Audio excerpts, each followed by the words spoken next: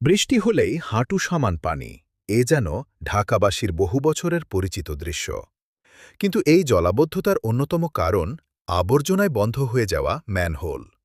এই বাস্তবতা মাথায় রেখে মাঠে নেমেছেন বাংলাদেশ জামায়াতে ইসলামী ঢাকা মহানগরী দক্ষিণের স্বেচ্ছাসেবী টিম। সমাজ কল্যাণ সম্পাদক শাহীন আহমেদ খানের নেতৃত্বে চলছে ম্যানহোল পরিচ্ছন্নতা অভিযান।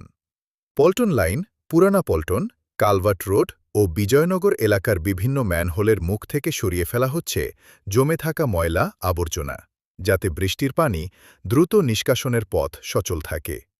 নাগরিক সমস্যার সমাধানে এমন স্বেচ্ছাসেবী উদ্যোগ নিঃসন্দেহে প্রশংসার দাবি রাখে।